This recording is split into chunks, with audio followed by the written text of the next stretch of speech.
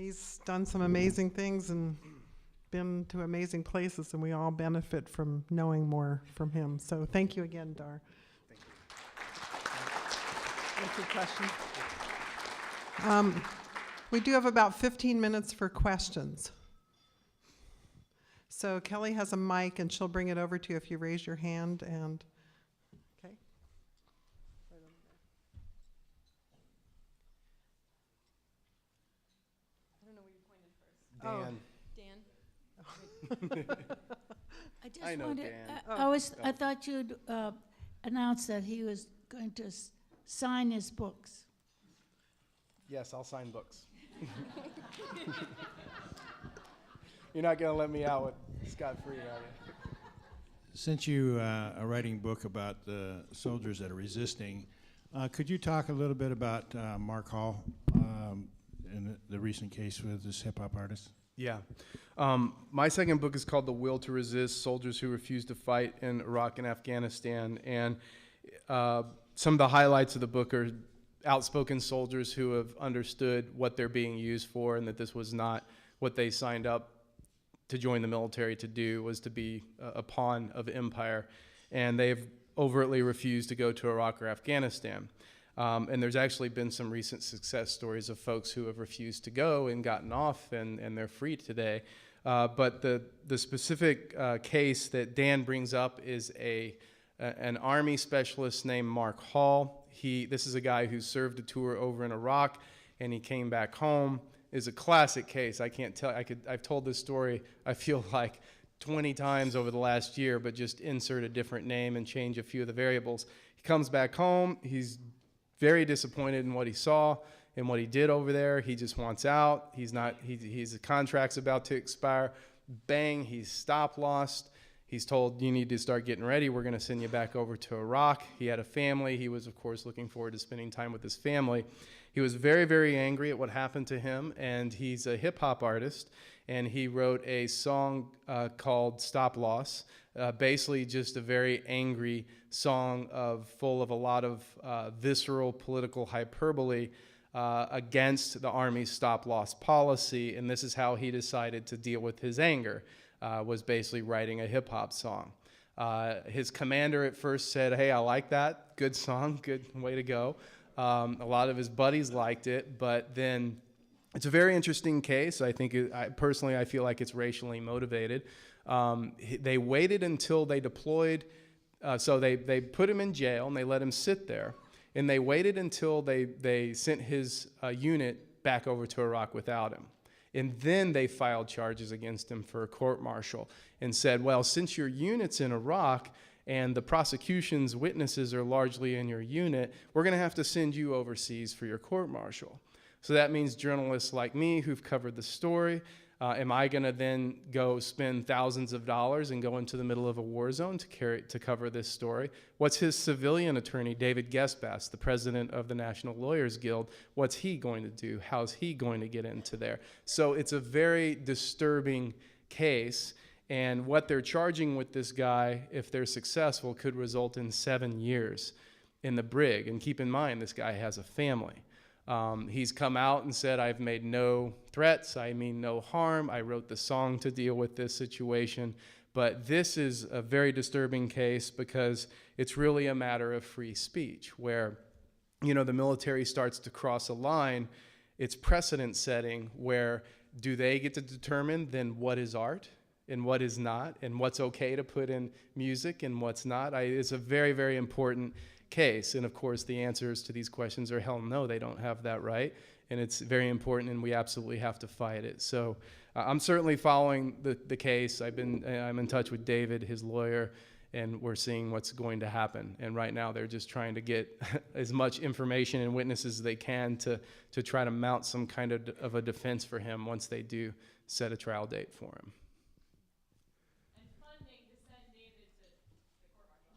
Right, yeah, there's that too. We have to raise funding to actually have his lawyer be able to be present at the court-martial.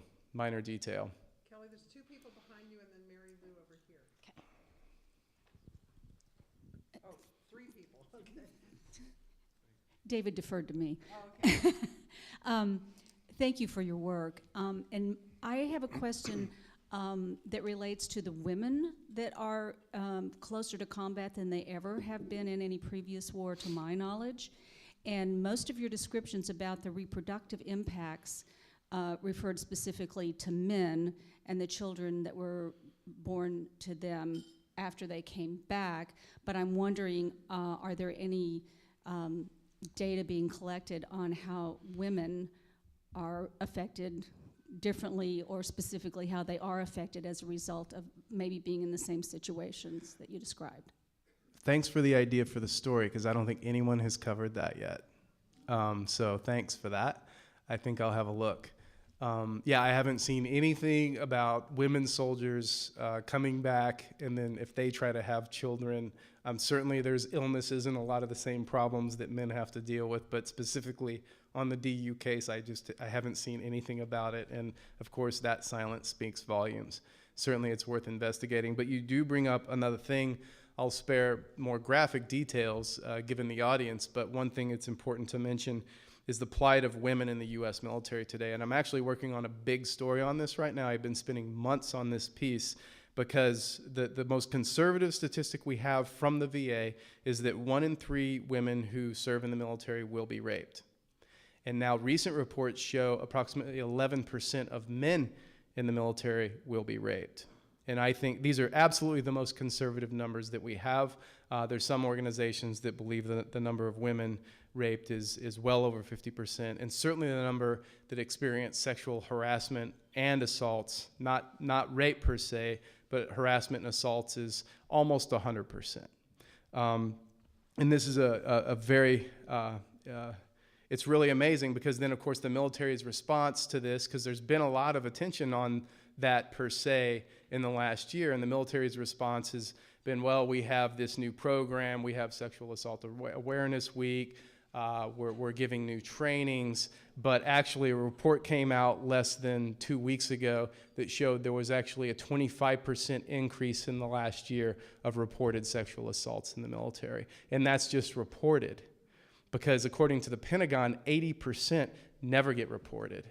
So you can kind of juggle these statistics around together and understand the gravity and the breadth of the problem. It's huge. It's a crisis. And in this story I've been working on, I've been talking with women who were hardcore pro-military, proud to be in the military, always wanted to be in the military. And to a person, these people are all saying, you know, when I asked them, if you had an 18-year-old daughter, what would you tell them? And I would say, in no way do you join the U.S. military today until they have radical structural adjustments to fix this basically an epidemic at this point. Thank you also for your talk. It's been great. And Kay said to me as an aside, and of course, you can't use public funds for abortion in relation to those women who have been raped. I have 2 questions and prefatory comments related to them. I'm a psychiatrist, and I've been very involved in following what's been happening in terms of the psychological consequences. And one question relates to the task force that the Bush administration had on, quote, wounded warriors, and the consequences, identifying a whole sequence of things relating to the intimidation and stigmatization of people in the military who have psychological problems, so they're afraid to talk about them, and they get harassed by their unit members and officers and so forth. So it's hard enough for them to acknowledge it. And secondly, to get treatment, and then the connection or the disconnection between the Department of Defense military hospital and healthcare services and the VA. And then this further problem that you identified of the barriers that are in people's ways in relation to getting disability and appropriate services as well as benefits. So one question relates to what is, if anything, the Obama administration trying to do to rectify that? Because that report in some ways was good, in some ways was a travesty. The second question relates to the impact psychologically on the Iraqi people. And I'm extending by that to the Afghanistan community, but I don't know as much about that.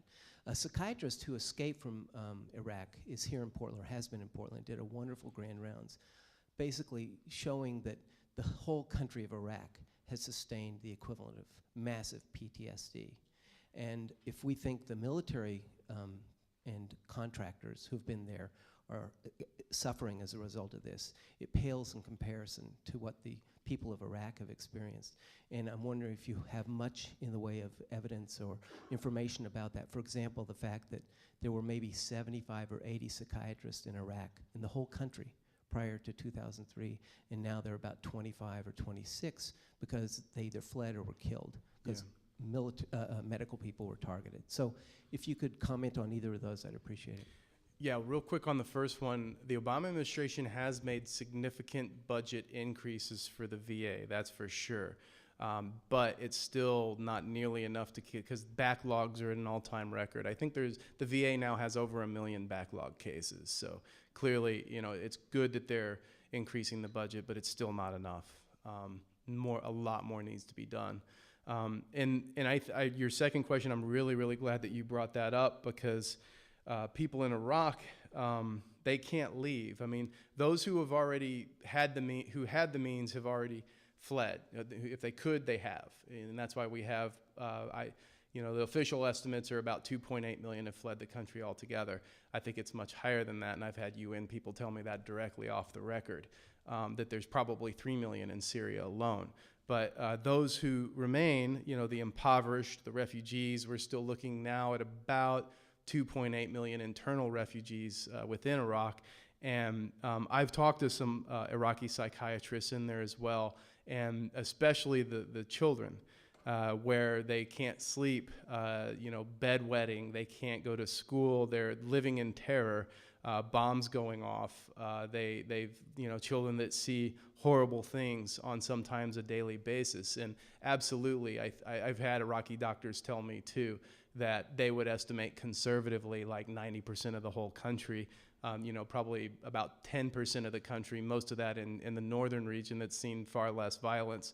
But the rest, the 90% of the country has PTSD to some degree or another, without a doubt, because we're looking at a country that's been bearing the brunt of U.S. policy. We had the 91 attack against Saddam Hussein, and then we had 12 and a half years of crippling economic sanctions that killed over 500,000 Iraqi children, according to the UN, which Madeleine Albright admitted to on national TV, saying the price was worth it to contain Saddam Hussein.